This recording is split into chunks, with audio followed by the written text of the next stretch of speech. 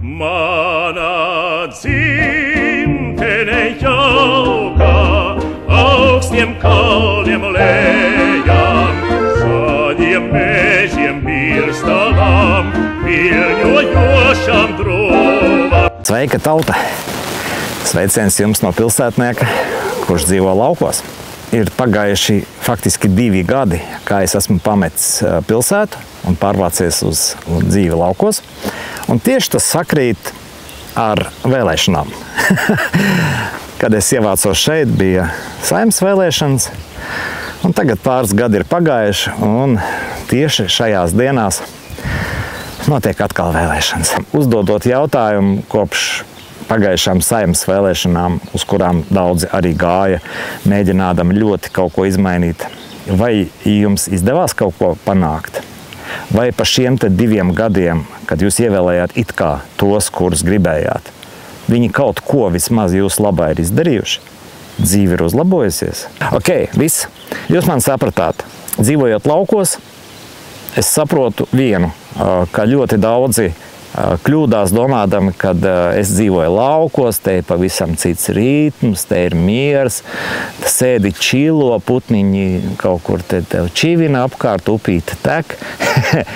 Noteikti tā arī var, ja jums ir stabili ienākumi no kaut kurienes, kas jums pasīvi nes kaut kādu baigo piķi, pa kuru jūs varat šādi te dzīvot, bet ja jūs esat aktīvs cilvēks un gribat veidot savu pasaulē apkārt, kas ir stipri atšķirīga no esošās, tad jums miers nebūs. Tieši tāpat kā man 2 gadu absolūts nemiers. Negribu žēloties, jo ļoti labi apzinos, ka tā ir mana izvēle. Un viss notiek tā, kā es īstenībā gribu. Es nezinu, pa šiem te 2 mēnešiem ir tik daudz notikumu, kad šis video būs diezgan garš. Es viņu vēlāk montēšu un skatīšos, lai viņš nepārsniedz tur 2 stundas, jo galā 2 stundas jūsu dzīves veltīt tam, es nezinu, vai būtu nepieciešams. Bet šie te video, kurus es atsāku filmēt un kurus es tagad arī turpināšu, ir veltīti visiem tiem, kuri vēlās mainīt savu dzīvi, paši vēlās mainīt savu dzīvi un ir gatavi spērt šādus te radikālus soļus, kādus spēru es. Pamest ierasto vidi, tīties projām no pilsētas, jo tur paliek aizvien bīstamāk un bīstamāk manā izpratnē. Es pilsētā parādos uz īsu mirkli un ātri no turienes mūku, jo visa tā aura, visas tās novērošanas kameras, visi tie lielveikali, viss apkārt mani no turienes grūž projām. Nevelties esmu laukos. Līdz ar to, pārvācoties uz laukiem, jūs iegūstiet tiešām savu, neatkarību. Ka jūs sākat būvēt savu pasauli apkārt, savā sētā. Nemēģiniet ietekmēt visu pasauli, nemēģiniet komentārus pārpublicēt vai kaut kādas dusmas likt iekšā ar domu, ka šis te komentārs kaut kādā veidā izmainīs visu pasauli. Neizmainīs nekādā gadījumā, ir īpaši šo te sistēmu, kas gadu desmitiem ir kaldināta un no turienes neviens negrib iet projām, un tie, kas viņā ir, viņi arī ir piešņorēti, jo tur ir labi, tur viņiem ir kaut kādi ienākumi, tur ir nosacīta stabilitāte, un ievēlot pareizos cilvēkus, viņi atkal varēs neko nedarīt, un par to viņiem normāli maksās un ļaus kaut ko arī nozagt. Ok, atgriežamies pie savas realitātes. Ja tu būvē savu realitāti, tad tu uzņemies atbildību par to, ko tu dari. Un man pa šiem te 2 gadiem bija ļoti interesanta pieredze, kura šajā pavasarī man rezultējās. Proti, ja sākotnēji es kā pilsētnieks priecājos par to, ka visas manas idejas un plāni uz mirkli realizējās, tad pagāja, gads, un es tagad redzu nosacītās sekas, kādas ir tam, kad es tam pienācīgi nepievērsu uzmanību. Proti, piemēram, aitas. Aitas man gan Tāpatās Kurmenes baznīcas Saime piespēlēja 5. 2 man atveda viens čoms, kuram arī viņi bija tā kā liekas, viņš, kā teikt, gribēja viņas labam cilvēkam nodot, nevis vienkārši nokaut vai pārdot. Un līdz ar to es baigi nopriecājos, ka man pēkšņi hobā un ir 7 aitas. Nu, foršs, manas aktrises, draudzenes un viss notiek, jā. Protams, soli pa solim sākās dažādas problēmas, kas bija jārisina ēdināšana un tam līdzīgi. Līdz mēs nonākam līdz šim te pavasarim, kas principā mani uz šiem te 2 mēnešiem bija atslēdzis. Atslēdzis notikums, kur īstenībā es pats arī pieļāvu un par kur es nemaz neļaunojos. Proti, kādu dienu es braucu tepatās uz Valli, un pa ceļam es redzu tādu foršu saimniecību, kurā daudz aitas, cilvēki nopietni ar to nodarbojās. Un tur tādi jēriņi ir. Es padomāju, vai cik būtu labi, ja man saimniecībā parādītos daži jēriņi. Jo uz ziemu es 4 aitas atdevu atpakaļ saimē, un 3 aitas man bija palikuši. Līdz ar to man tā kā 3 aitas tā kā bišķiņ pa maz būtu, bet ja parādītos daži jēriņi klāt, būtu super. Nu, dodu visumam šo te signālu, ka man ļoti gribās jēriņus. Ja nu pašas aitas zemdēs būs labi, ja nē, tad kaut kur meklēšu, gan jau sameklēšu, bet jēriņi man būs, tāpēc, ka arī šobrīd pie manis dzīvo mazmeitiņa, kura ir 1,5 gadiņš un kurai vajadzētu augt paralēli pilsētai, lai viņi arī redz, kā notiek dzīve laukos, no kurienes nāk piens, no kurienes nāk olas, nu, respektīvi, lai es saprotu, kas ir kas, nevis aug par tādu dunduku, kurš aiziet un domā, ka piens un olas rodas lielveikalā. Labi, īsāk sakot, aitiņas smukas, apaļas, pūkainas, un vienā jaukā dienā man dzīves biedra atskrien un saka, ko tu tur sēdi, tur telefonā, tur skrien, aita ir dzemdējusi. Nu, viss ieslēdzās sirēna, skrienu, skatos, ko darīt. Jā, 2 jēri ir atnākuši. Pirmais, protams, ka nekas nav sagatavots, kā viņus pieņemt, kā viņus apslaucīt, kā viņus norobežot no pārējām, lai viņus kaut kādā veidā nesabradā. Nu, respektīvi, kreņķis kā jau pilsētniekam. Jēriņi smuki, viss ir kārtībā, viss ir skaisti. Tikām galā, uz brīdi atvelkam elpu. Nu, protams, iedziļinoties jau internetā, skatot informāciju, ko ar tiem jāriem darīt. Paiet burtiski kaut kādas dienas un nākamā aita, bet brēts tādā nelabā balsī. Nu, dzīves biedra kā sieviete būdama saprot to, ka kaut kas nav riktīgi šajā dzemdību procesā. Viņa vienkārši nespēja izdarīt to, kas viņai būtu jādara. Labi, zvanu tepat vietējām, kā teikt, draugam Vilgonim, kurš ar Ričuku atbrauc. Nu jā, jērs nenāk ārā, nāks viņu, kā teikt, ar varu dabūt ārā, lai tā ētei, nu, viss notiktu labi. No rezultātā, jā, man pašam jāķerās klāt, jārauj ārā tas jērs. Nu, pa 2 dabujām, bet, nu, auniņš smuks, liels, aug griezdamies. Paiet vēl burtiski dažas dienas, un trešā aita piedzemdē pati pa sevīm, viss ir labi, mēs viņu apslaukam, un derēngši jauna problēma. Piens kaut kas ar tesmeni, nenāk piens, grūž bērnus prom, negrib viņus, kā teikt, ļaut viņiem zīst. Protams, ka sieviete panikā kā tā, ja tas jērs tagad nedabūs māc pienu, viņš ātri nomirs, mēs nevaram pieļaut to atkal kipišs riktīgs. Nācās ātri saprast, kas ar viņu ir noticis, pieņemt lēmumus, dabūt antibiotikas, iemācīties ātri špricēt pašiem gāzt aitu, pašiem, kā teikt, slaukt no viņas lieko pienu, dot atkal tiem mazuļiem. Atkal viss ir riņķī, viss ir otrādāk, bet arī ar to mēs tiekam galā. Mēs tiekam galā un ir pagājuši 2 nedēļas. 2 nedēļas riņķī, un mēs esam noguruši, pārnervozējušies, bet laimīgi, tāpēc, ka jēriņi ir, visi ir dzīvi, nekāds kritums nav, viss ir forši. Un te man atnāk tāda atklāsme, ka es saku, nu, paldies Dievam, paldies visumam par šo te skolu. 2 nedēļās mēs izgājām praktiski, nu, ne visas, bet lielākās iespējamās versijas, kas var notikt ar aitām dzemdību laikā. Un mēs ar viņām tikām galā. Tāda mācība iestāde 2 nedēļu laikā. Manuprāt, es esmu tās galvenās lietas apguvis. Līdz ar to mani ar to vairs nevar izbrīnīti. Paralēli aitām pagājušo gadu arī radās šāda te iespēja un piedāvājums. Kāds vīrs te, kā teikt, aizgāja Viņsaulē un meitas dzīvo Rīgā un viņam palika truši. Mums atrakstīja izziņu, ka mēs tā kā kaut ko gribam te veidot. Varbūt mēs vienkārši varam paņemt pie sevis tos trušus. Mums vēl pūru iedos līdzi, tas bija forši. Sienu mazlietiņu un tur rāceņus un vēl kaut ko. Mēs tā padomājam, ja mums dod, vai tu pieņem vai nepieņem. Ja tu baigi ilgi domāsi un rēķināsi, tad tu aizies šķērsām. Līdz ar to ir piedāvājums, ņemam. Visus nepaņēmām, bet 7 paņēmām. Redzot, kā te Ziemassvētkos baznīcā trusīši dzīvo tādos būrīšos nelielos uz grīdas, es arī ātriņām samēstaroju kaut ko tādu. Un tad tie truši izrādās lēkā. Un pēc mirkļa viņiem arī rodas seksuāla interese vienam par otru. Un rezultātā mums sāka jauno gadu parādīties jauni trusēni.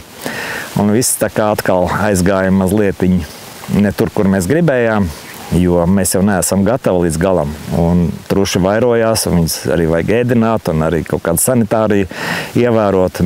Respektīvi, kaut kur jāvāc viņi ārā, jo izrādās mans plāns, ka vienā kūts pusē varētu dzīvot vistas un otrā pusē varētu dzīvot truši. Ātri vien aplauzās, tāpēc, ka trušas ar vistām nekādīgi nevarot kopā laist, jo truši ir ļoti jūtīgi pret slimībām, viņi drīz apsprāks, jo vistas esot tādas, kas iznēsā visu kaut ko, ēd visu kaut ko, ne tikai klādzienā un dod olas, bet arī izplat diezgan ātri dažādas slimības, kas trušiem ir, var teikt, nāvējošas.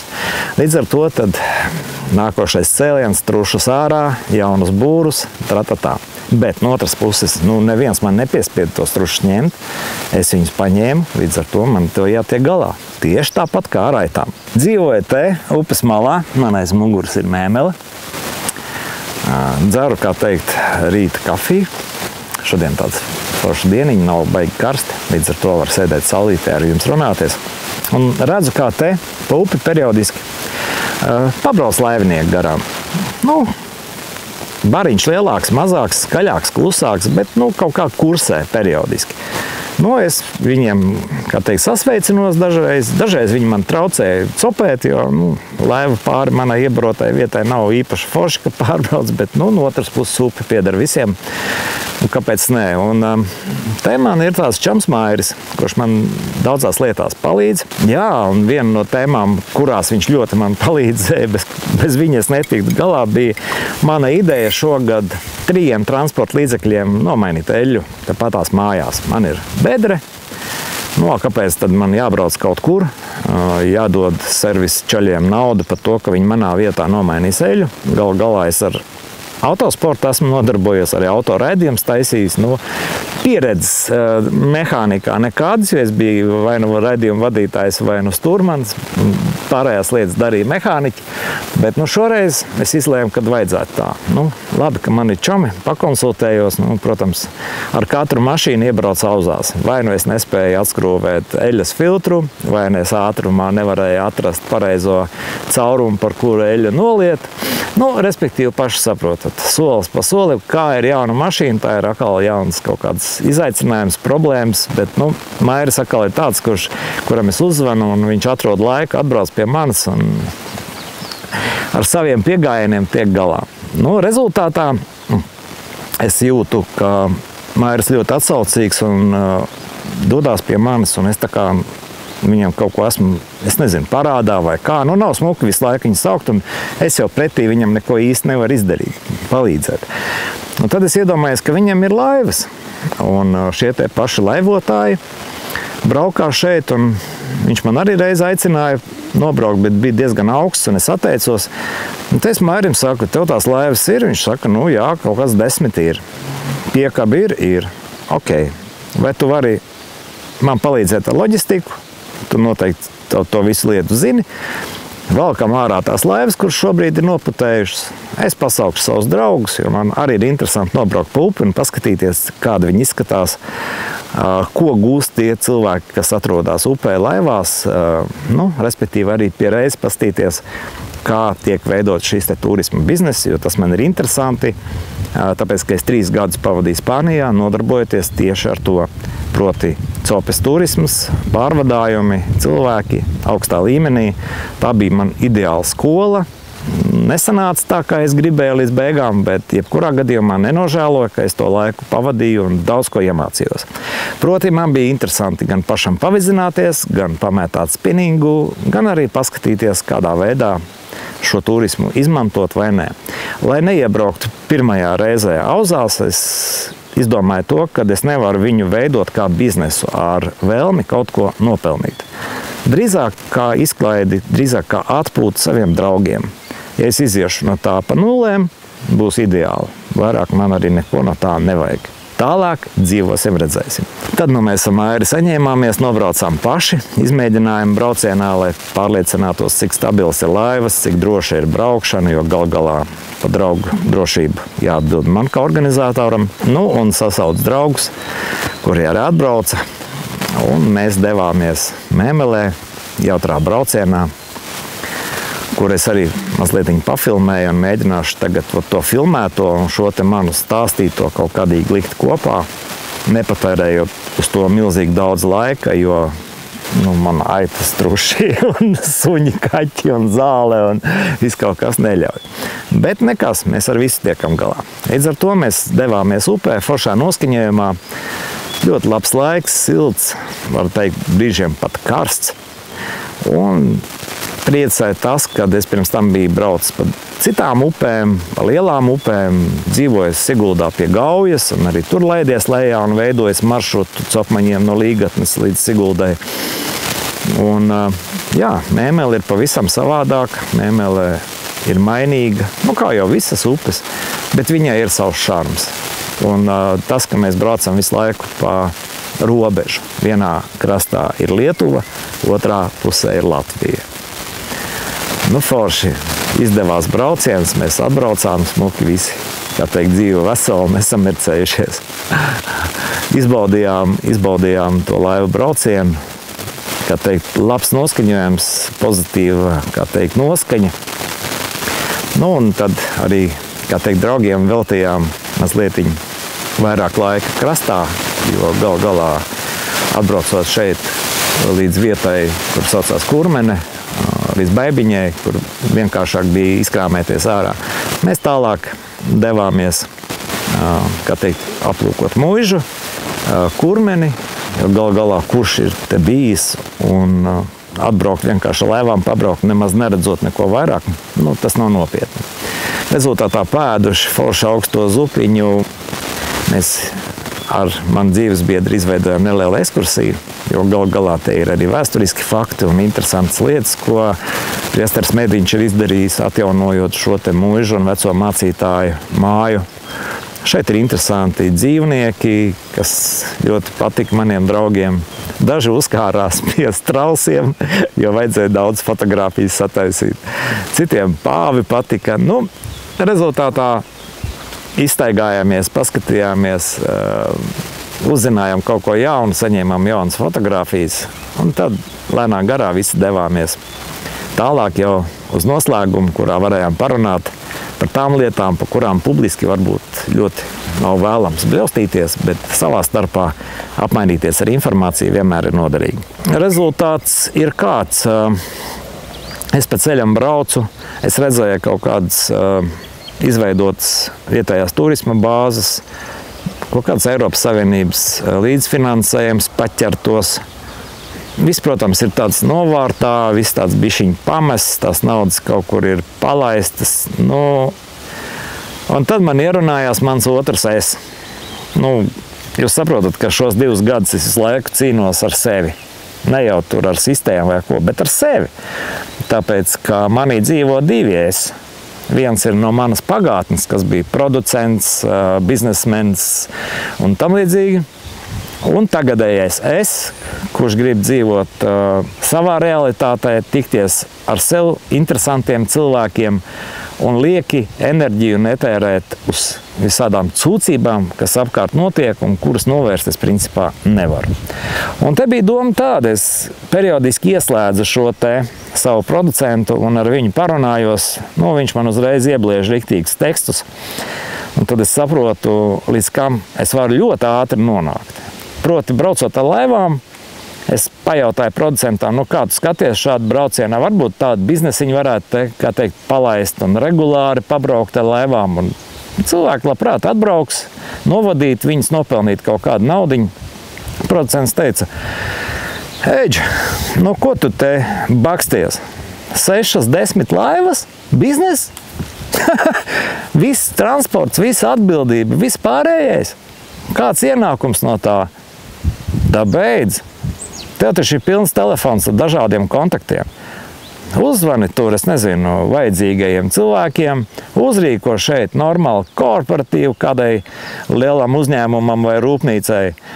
Paņem 100 laivas, atzinu šeit 1000 cilvēkus, iedos tev vairākus 1000 pa to, kādu daļu tu atdos viņiem tur atpakaļ, visi te izārdīsies, kā teikt, piegānīs, aizbrauks.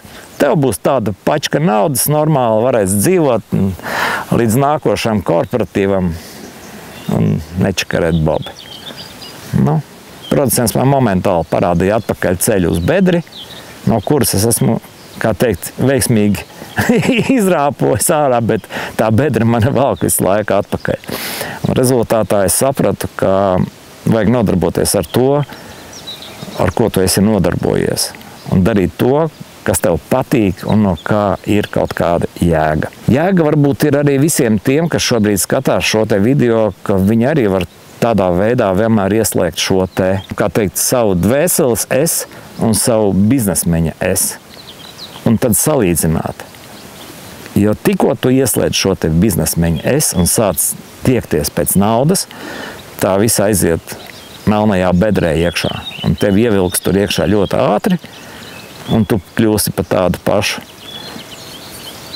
kādi ir viņi, sāksi dzīvot tādu pašu dzīvi, sāksi darīt to, ko viņi tev liks, jo tu būsi jau atkarīgs no viņiem un gribēsi šo te kotleti dabūt. Līdz ar to nē. Laivas ir, ja ir labi cilvēki, ja ir vajadzība, kāpēc nē? Līdz ar to šis laivu brauciens bija ekonomiski izrēķināts, lai viņš iziet pa nulēm, lai visi tie, kas ved, tie, kas gatavo ēst, tie, kas vada ekskursijas, saņem kaut kādu kapeiku. Mans uzdevums bija iziet no tā pa nulēm, un es no tā arī izgāju pa nulēm. Esmu priecīgs, laimīgs. Man tas izdevās, es guvu atkal jaunu pieredzi un jaunas domas. Veco producentu es visu laiku turu tādā būrītī. Es viņu tikai izlaižu tad, kad man gribās dzirdēt to, ko viņš man uzreiz iemauks, lai saprastu, uz kurienu es varu iekrist. Bet neklausu viņu, klausu savai sirds balsī un darbojos tālāk. Un tālākais jau atkal ir interesants moments, ka šajā pašā kompānijā draugu vidū atbrauc Kaspars Jāņdēls, kuru mēs pazīstam kā labu elektriķi, kuru kādreiz arī normāli masēja ar elektrošokiem. To arī paņem. Kas tas bija? No laukiem. Laukos arī puiši ir. Viņi saka, no, LGBT, no, sūdu maisītāji. Sūdu maisītāji, Nu, mēs esam krastā. Kā ir? Čau! Karsti, bet afigī ceļa. Pa ceļu vēl vajadzēja ielikt, izpeldēties, bet tā kā brauciens bija tik interesants, ka nepeldējām. Pēc tam mēs aiziesim pieģus mājā, tur kur peldēt. Tā kā tur izpeldēsies. Čau! Čau. Bet viņš ir arī čalis, kurš neatkāpjas no savām pārliecībām. Mums ir labas attiecības, jo mēs nemainamies. Mēs noturam savu pozīciju un tā arī dzīvojam un, kā teikt, miruši neesam un kas mums nav noticis. Proti labi, pa Kasparu visi skaidrs. Viņam bija laba ideja, viņam bija iekšējā balss tāda sauciens, viņam tas ir raksturīgi. Viņam diņš iezvanās, ka vajag man palīdzēt ar tiem trušu būriem, jo es neesmu baigais meistars un lai es tos trušu būrus pats uzbūvētu, paši saprotat.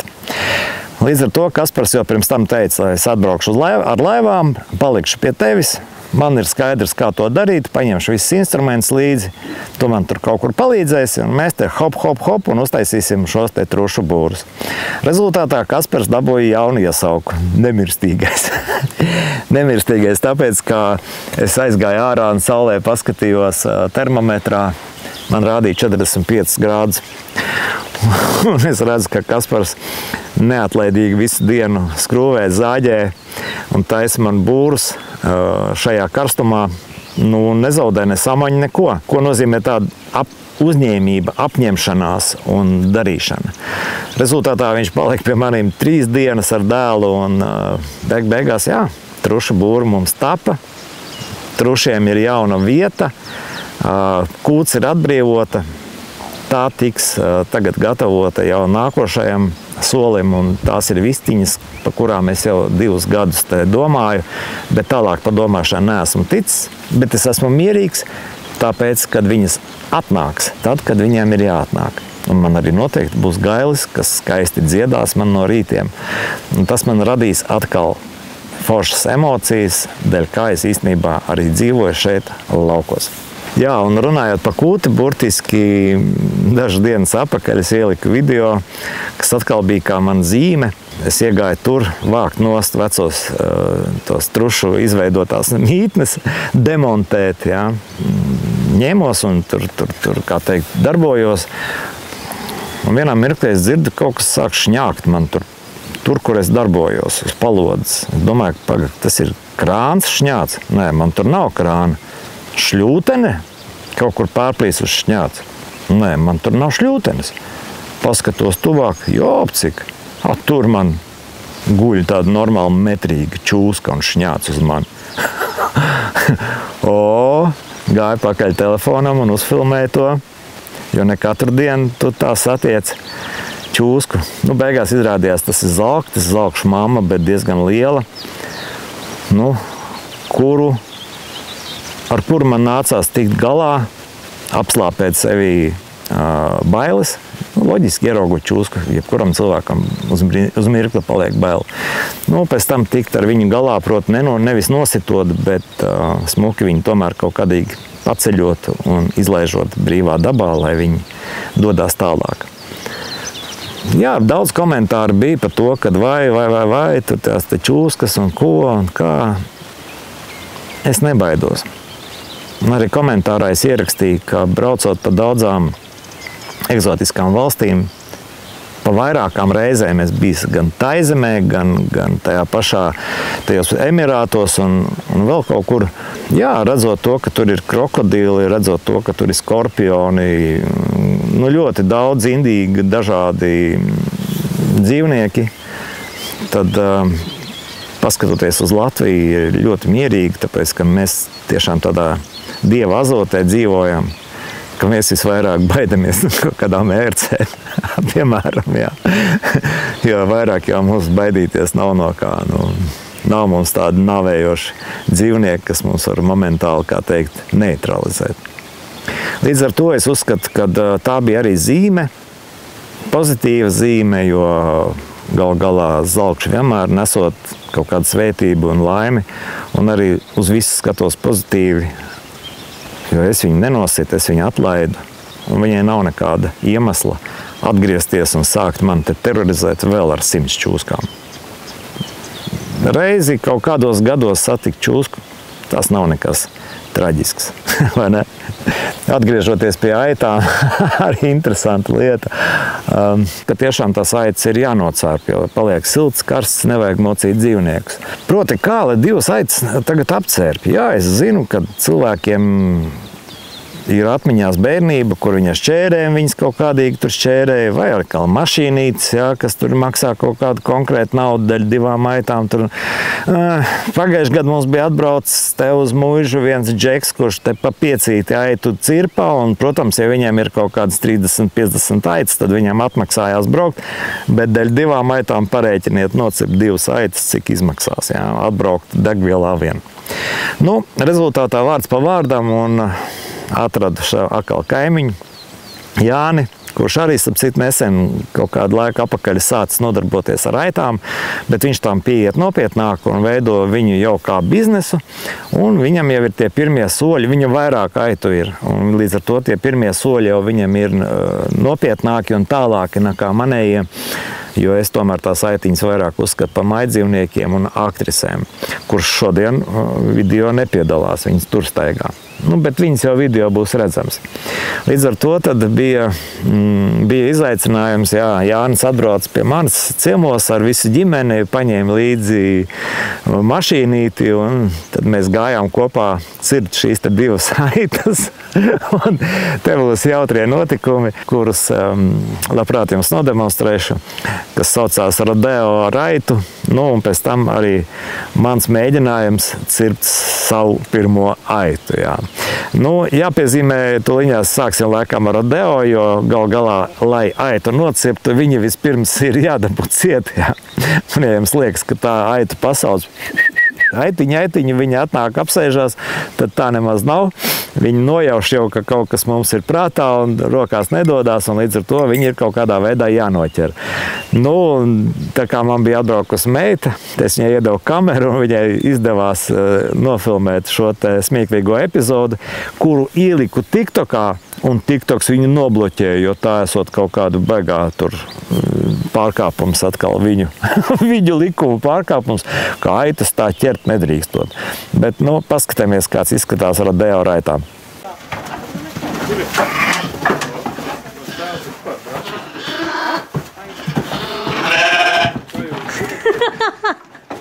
Vaķene!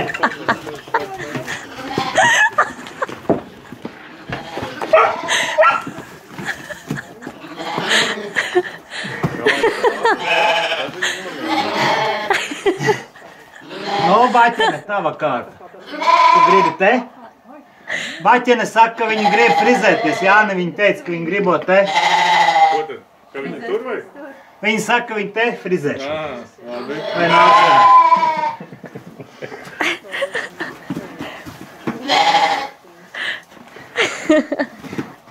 Kur viņi tagad? Pēc tam kājām, viņi vajag sagāt. Paņem pretējā pusē pakaļējo kāju. Viss. Un tad jāpiespiež galvu. Normāli viņi man te izvadāja. Diezgan. Tad baķeni man riktīgi izvazāja pa kūti. Bikses bija jau mēslos un viss kārtībā. Respektīvi tālāk jau mēs ar Jāni, kā teikt, jau pļāpājot ar viņu vilnu tikām galā, un tur arī izrādījās, ka manas aitas, kas ir atkal no kaut kurienes nākuši no nezināmām, kā teikt, vidēm, aitām arī esot šķirnes, kuras pašas gandrīz vai maina šo te apspalvojumu. Tas man arī bija tāds jaunums, jo man likās, ka viņi ir slima, bet īstenībā viņi vienkārši nomet veco nost, un viņai vietā izaug jauna. Redziet, kādas lietas ir ar aitām, pa kurām var ilgi un dikti mācīties un tā līdz galam neko nesaprast. Jo te arī ir interesanta lieta. Aitkopi noteikti var neklausīties tā visa. Ja man rodas jautājumi, man ir pāris numurus, kuriem es piezvanu, un cilvēki mani pakonsultē. Un man sākumā ļoti tas tā kā kaitināja, ka izstāstot it kā to būtību, atbilde ir tāda, jā, tu vari darīt tā, vai tu vari darīt šitā, bet ņem vērā, ka tev ir sava vide, tev ir savas aitas, un tev viss notiks savādāk. Es domāju, kā tā? Kā var būt savādāk? Ja cērpjam, tad cērpjam, ēdinam, to. Jā, tiešām tā ir, un tur es piekrītu. Un arī visus ieteikumus ņemu tā uz analīzi. Man kāds kaut ko izstāsta, tad es piezvanu vēl kādam, un tad es piezvanu vēl kādam, un tad es no 3 informācijām savācu, mēģinu savākt vienu, kurai es vairāk vai mazāk ticu. Jo, arī piezvanot veterināriem, jums katrs veterinārs sāk stāstīt kaut ko pavisam savādāk. Līdz ar to katram ir jāiziet tam cauri un jāpieņem savs kaut kāds konkrētais lēmums un kaut kāda darbība, kas ir atbilstoši tieši tavām aitām, tavai videi, tavai, kā teikt, audzināšanas sistēmai un tam līdzīgi.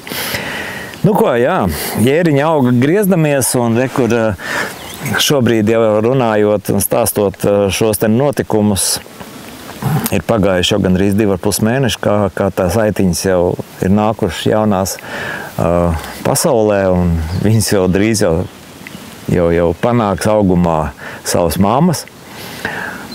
Kā teikt, tās cirpt vēl nevajag, bet mammas ir nocirptas, un jēriņi ir blakus, un mazmeitiņi priecīgi, un atkal viss ir labi, un sunim ir ko ganīt, un man ir par ko priecāties, un jums būs atkal aktrises, kuras gan jau manā fonā noteikti parādīsies.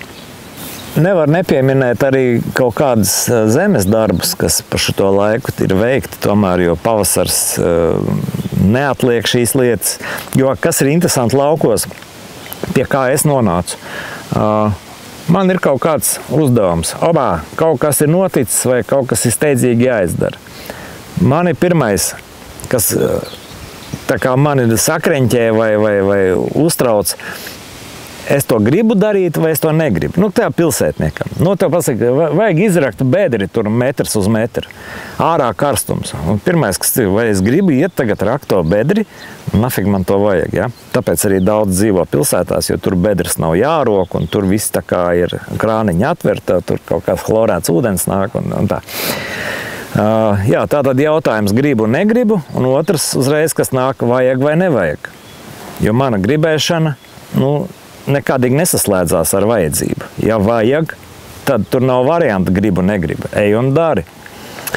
Līdz ar to arī pavasars, un it kā es eju uz šo te pārtiks neatkarību, jo nevēlos atgriezties lielveikalos, no kurienes es esmu dzīts laukā, un pret mani viņi izturējušies cūciski un turpināt aizvien cūciskāk uzvesties.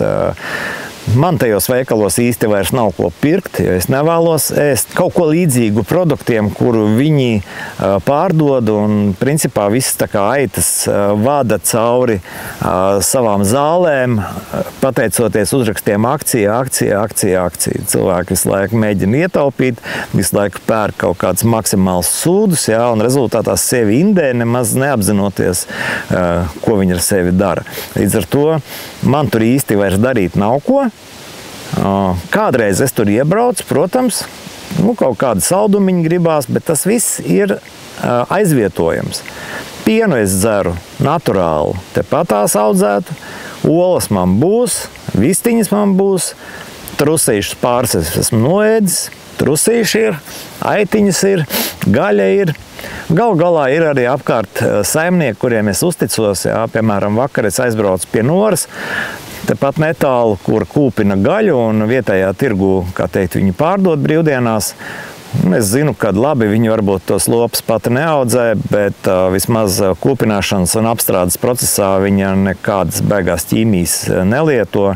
Un līdz ar to es pagaidīju, kad viņi tieši vakar kūpināja, aizbraucu un iegādājos super savu kūpinātu gaļiņu, un līdz ar to man atkal ir dzīve mierīga, un man uz veikalu nevajag. Mazliet jāiemācās biežāk cept savu maizi un atteikties no visādiem vipendroniem. Un tas ir laikam galvenais, kas palīdz saglabāt neutralitāti. Bet, lai nonāktu pie šīs te neatkarības, tomēr ir kaut kādas fiziskas darbības jāveic, kuras var uzskatīt, protams, par tādu apgrūtinājumu, bet no otras puses es viņu atkal vienmēr pārvēršu pār manas veselības sporta zālēm. Un iesmēju par tiem, kuri kaut ko publicē sociālos tīklos, kad viņiem tur kaut kas sporta zālē nepatīk, vai tur kaut kas atkal nav riktīgi sporta zālē. Tad es vienmēr saku, atbrauciet uz laukiem, šeit ir bezmaksas sporta zāle ar jēgu, svaigā gaisā, pa brīvu, pat ar zināmu ienākumu. Līdz ar to pagājušo gadu mēs izaudzējām kartupeļus. Lai to izdarītu, mēs paaicinājām kaimiņu ar traktoriņu, kurš te pāris reizes izbrauc cauri. Un šogad mēs sapratām, ka mēs nevaram būt atkarīgi no kaimiņiem ar traktoriem. Mēs nevaram atļauties visiem kaut ko maksāt. Līdz ar to, apzinoties to, ka kartupeļu daudzums bija pietiekoši un palika pāri, mēs šogad uztaisījām izmaiņas.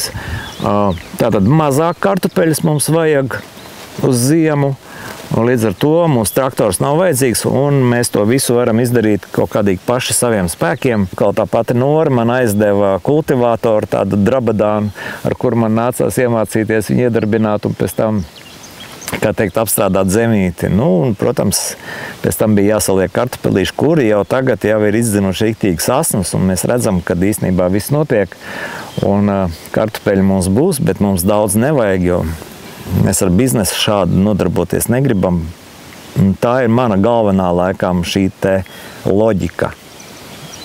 Ja tu kaut ko dari ar domu, ka tu to pārdosi, tev noteikti ievilks melnajā bedrē. Ja tu to dari ar nodomu, ka tas ir tikai tev un saviem tuvākajiem, un ja paliks pāri, tu atdosi kādam, kuram tai mirklī ļoti vajag, bet nav, tad tev viss notiks superīgi. Tieši tas pats, kas ar lielopiem pagājušo gadu. Bija karsts, nebija zāles, un cilvēki apkārtnē sāk runāt, mēs te kausim lopus nost, mēs te kausim, samazināsim. Nu jā, bēdīgs stāsts. Tāpēc, kā viņi to dara dēļ naudas. Viņi audzēja lopus, lai pēc tam viņus atdotu izsolē, saņemtu par to naudu, nu, un tad viņi to naudu kaut kur notrallinātu. Līdz ar to, rekur tev karsta vasara, rekur tev atkal globālisti, rekur tev vēl kaut kas, jā, un rezultātā tev ir problēmas, jā, un tev ir viena mīnusi, tāpat kā visā lauksaimniecībā. Bet, atgriežot šo te situāciju uz to, ka tev īstenībā vajag vienu govi, nu, ja tev vajag to govi. Ja tev būs viena govs, tev nebūs problēmas ne ar zāli, ne ar ko. Ja tev būs 100 govis, tev, draudziņ, būs problēmas. Tev noteikti būs arī milzīgi parādi bankās, un tu būsi paņemts pie dirsas tā, ka maz neliekas. Un vari tēlot pēc tam, ka tu esi beigais lauksaimnieks ar beigiem protestiem, bet īstenībā tu esi palicis jau apakšā, un tevi tikai masēs tālāk. Masēs tālāk daudzus. Masēs tālāk skolotājus, masēs tālāk dakterus, masēs visus, kuri pakļāvās šim te Covid uzbrukumam. Viņi parādīja to, ka viņi nav spējīgi rīkoties savādāk, un man ir žēl, bet viņus klapēs. Jo ko viņi ir parādījuši, ka viņas drīkst klapēt. Neklapēs tos, kam ir mugurkauls, kas spēj noturēties pretī kārdinājumiem, haļavām, kuram nav grūti aiziet izrakt bedri, kuram nav grūti aiziet nopļaut zāli, ieliet, padzerties saviem dzīvniekiem, kuri to dara dēļ tā, ka tas viens ir tas, kādu vidi viņi grib saglabāt, un otrs, ka tas viss tomēr spēlē tikai pa labu tavai veselībai. Tu esi fiziski visu laiku tonusā. Tu visu laiku esi svaigā gaisā. Domu ir daudz galvā, bet viņas filtrējās, viņas nemitīgi nomainās. Visu laiku notiek šūpošanās.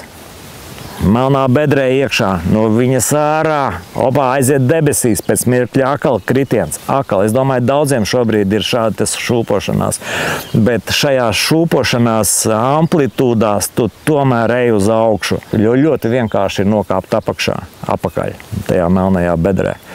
Un tie, kas atrodas melnajā bedrē, tiem nekādas foršas nākotnes neredzu.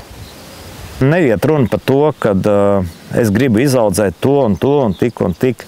Galvenais, ka es esmu procesā. Ja kaut kādā mirklī iestāsies kaut kāda x stunda, viņi iestāsies, es vismaz tā jūtu, ka bez tā mēs nekur tālāk netiksim, tad es jau esmu šo te laiku pavadījis un jau esmu šajā visā darbībā iekšā. Dzimst jēri, notiek tas, notiek šis, visu laiku tev ir kaut kas jauns, tev ir grūtības, tu atkal viņas pārvarē, tev atkal nākamās grūtības, tu atkal viņas pārvarē, bet rezultātā tu kāp uz augšu.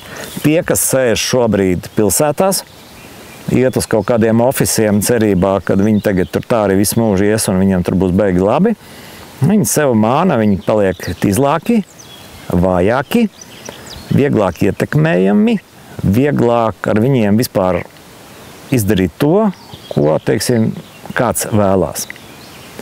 Zaudēt darbu, zaudēt dzīvokli, Jūs atceraties, tas viss jau izgāja cauri.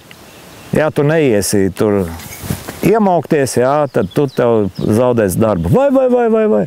Nu, un kas, ka tu zaudēsi darbu? Atrod sevī pārliecību. Paskaties spogulī un pavērtē, kas tu esi. Tev ir rokas, kājas, tu esi dzīvs, vesels, vari pārvietoties, darboties. Ko tu māki? Un no tā izrietot, tev nav bail no tā, ka tev kāds var kaut kur atlaist no darba. Jo mēs jau visi dzīvojam tikai tādā smagā ilūzijā. Jūsu darba devējs, kurš ar jums ķuķi, tāpēc, ka jūs esat viņam vajadzīgs, un jūs viņam nesat ienākumus. Tiklīdz nošūposies kaut kas pa labi, pa kreisi, viņš jūs izmetīs laukā. Izmetīs visus ierēģņus laukā. Izmetīs skolotājus ārā. Tāpat noraks arī visus nodevīgos dakterus un visus nodevējus, jo, kā teica Roma, nodevējiem nemaksā. Tāpēc es turpināšu šos te video, paskatīšos reakciju uz šo te garo manu stāstu, ka šis sakrājies 2 mēnešu laikā. Jā, man kaķi iet tālamā abi 2. Kaķi iet baros! Jā, un pīle kliedz. Jā, paskatīšos šīs te reakcijas un varbūt arī sākšu darīt to, ko gribu, bet līdz galam nevaru saprast, kā es to varu izdarīt. Proti, es gribu filmēt savu video šovu, nu, sauksim viņu tā, vecajā slengā šovu, par to, kā es te dzīvoju, kas notiek manā galvā, kā es tieku galā psiholoģiski, fiziski ar dažādām problēmām, kuras man ikdienā parādās, un veicināt to, ka tie, kas dzīvo laukos un šobrīd met aci uz pilsētām, esiet stipri, apzināties to, kur jūs esat, un jūs šobrīd esat līderu pozīcijās. Labi, šeit šobrīd nogriež daudz ko. Nav te darba, atkal pierastais cikliņš. Skrienu pie darba devēja, viņš man maksā, es te tagad kalpoju brīvajā laikā, kaut ko te mājās mēģinu izdarīt. Turieties pie savas saimniecības, turieties pie savas zemes, turieties pie tā, kur jūs orientēties un kas jums sniegs grūtajā mirklī vislielāko atbalstu. Tie, kas šobrīd ir pilsētā, un seko man varbūt, seko citiem, kas ir pārvākušies uz laukiem, un ar bažām domā, kā tad es tā varētu izdarīt? Ak, Dievs, kā tad es te varu tagad atteikties no saviem veikaliem, trolēbusiem, no visām it kā pierastajām lietām? Nebaidieties. Nedariet muļķības, neskieniet galvu sienā. Bet šobrīd ir tas mirklis, kad es domāju, palūkojoties lauka teritorijās, mēs varam atrast diezgan daudz mājas, diezgan lētas mājas ar zemēm. Zinu, ka šeit pat apkārtnē, pat pašvaldība, lai kāda viņa tur sistēmisti nebūtu, viņi šur tur šīs te zemes un kaut kādas mājas atdod tiem. Principā, nu labi, varbūt tā māja tur tāda knapi turās kopā, bet ja tev ir rokas un tu esi vēl jauns cilvēks, nu tad sataisīt to māju, lai viņa būtu atbilstoši dzīvošanai, nav problēma. Ar to es gribēju teikt, ka pat pa brīvu tu vari tikt pie mājas. Un laikā, kad visi masveidā mūk uz ārzemēm, mūk uz pilsētām, es griežos otrādāk. Es eju pret straumi it kā. Bet es apzinos to, ka tas ir pareizi, un tā ir nākotne, kura man nodrošinās kaut kādu iztiku un palīdzēs izdzīvot nelabajā stundā. Par nelabo es šodien nerunāšu. Nelabais ir blakus, tāpat kā labais. Nelabais velk melnajā bedrē, gaišais vēl gaišajā. Izvēle vienmēr ir mūsu rokās. Neviens nevienu nekur nepiespiež. Visus tikai biedē, melo, sola, bet īstenībā jūs jau tikai pieņemat lēmumu. ticēt tam vai nē. Sākam ticēt sev un sākam mainīt pasauli. Bet ne uzreiz visu, bet sākam no šejienes, tur, kur mēs katrs esam. Šo vidi es arī mainu, lai cik tas būtu grūti un lēni, gribētos kā vienmēr visu ātrāk un foršāk, bet viņam mainās. Viņam mainās uz labo. Un varbūt pēc kāda laika, ka šī te mana realitāte kļūs par zināmu paraugu citiem. Nevis kopija pēst, bet domāšanā un darbībā. Kā arī šeit varēs atbraukt vairāk cilvēki no pilsētas kādreiz vienkārši pabūt dabā. Jo ķeriet domu, ka tas, kas kādreiz manā laikā bija, manā bērnībā un jaunībā bija pats par sevi saprotams, saimniecības, vistiņas, lopiņi. Tā arī mana vecmāmiņa dzīvoja, un es ļoti daudz laika pavadīju vasarās pie viņas Latgalē. Un tāpēc man ir vieglāk, ka tas šobrīd kļūst par deficītu. Un man cilvēki zvana un saka tādas domas, kas man apstiprina manas aizdomas. Kā kundze jau gados zvana un viņa saka, Edgar, mēs pie tevis varam atbraukt ar mazmētiņu. Es saku, kas pa jautājumu? Es būšu mājās, atbraucat, protams. Kas pa problēmu? Mēs gribam izbraukt brīvā dabā, pabūt raitiņām, parādīt mazmētiņai vistiņas vai trusīšus, bet mums nav kur braukt. Mēs baidamies, mēs aizbraucam uz privāto teritoriju, tur skrien kaut kāds saimnieks ar kaut kādu bisi un dzen ārā. Vai atkal aizbraucam uz to vietu, kurā mūs tā kā aicina. Mēs domājam, viesnams kaut kāds vai kaut kas tāds. Mums par to, ka mēs esam iebraukuši tur, uzliek tādu ciparu, ka mēs viņu nevaram samaksāt. Un te ir tā atslēga.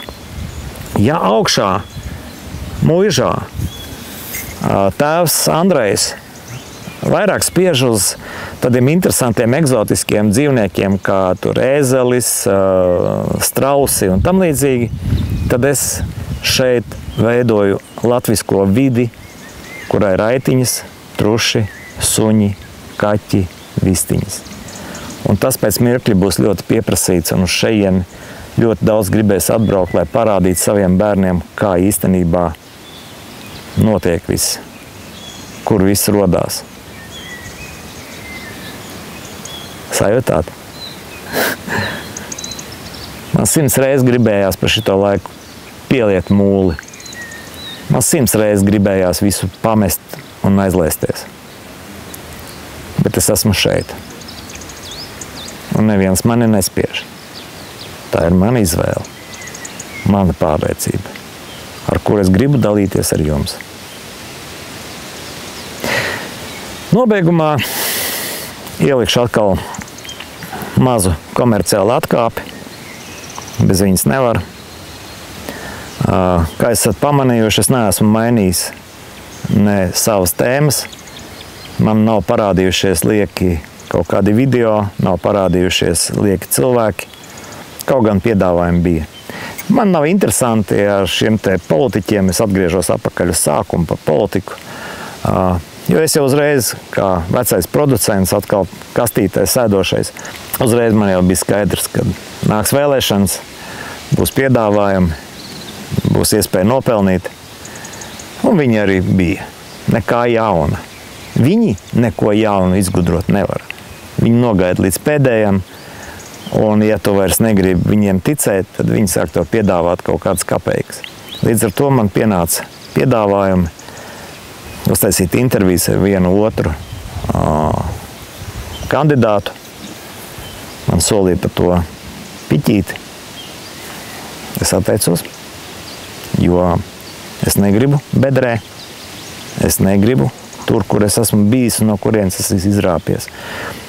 Es paļaujos uz sevi un zināmā vērā paļaujos arī uz jums.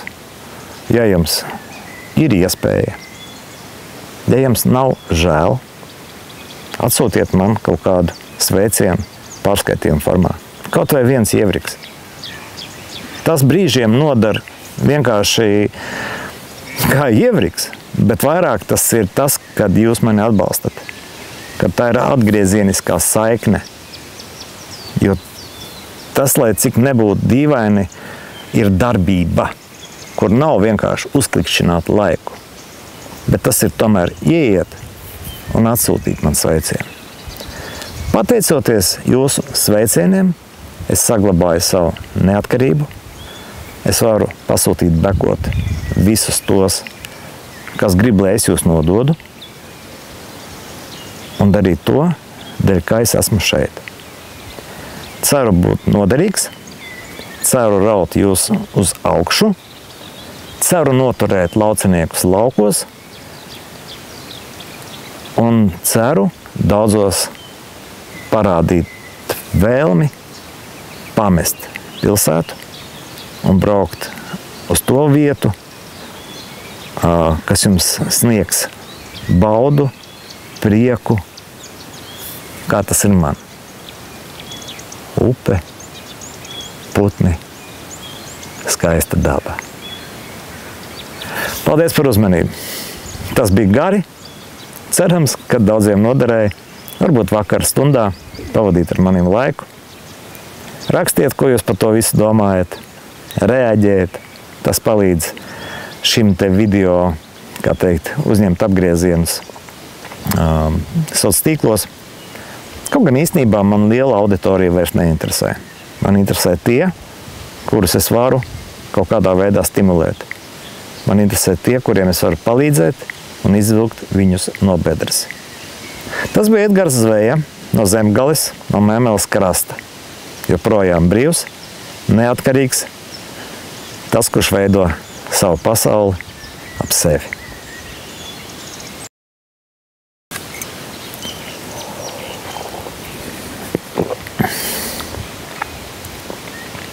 Tas bija interesanti, vai tas bija šausmīgi nogurdinoši? Kā jums šķiet? Es tā aizpierakstējos, ka pat kafiju neesmu izdzēris.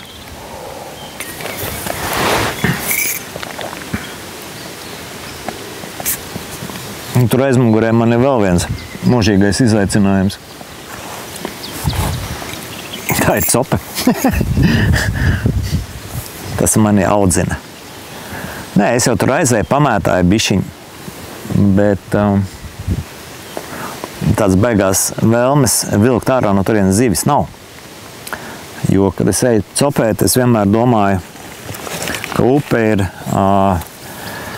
sava mikropasaule, kura man palīdzēs grūtajā mirklī. Un ja es no turienes izķeksēšu šobrīd visu, ko var izķeksēt, tad man tā upe vairs neko nevarēs palīdzēt. Līdz ar to, kad es pamētāju un sāku tā kā domāt, kāpēc es neesmu neko noķēris, es uzdodu jautājumu, vai man šobrīd ir tukšs leduskapis, vai man tiešām šī te zivs ir vienīgais, ko likt galdā. Un es padomāju, nē, man tur ir tas, man tur ir tas. Nu tad kāda vēlna pēc man to zivi vilkt ārā un nogalināt? Aizēju, nomierinu nervus, pamētāju, kastings, dabūju kādu copīti, papriecājos, bet pēc zivs iešu tad, kad tiešām tas būs vajadzīgs.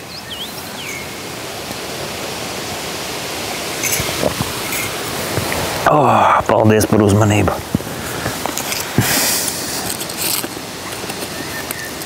Nu gan iebazarēju, jomajā.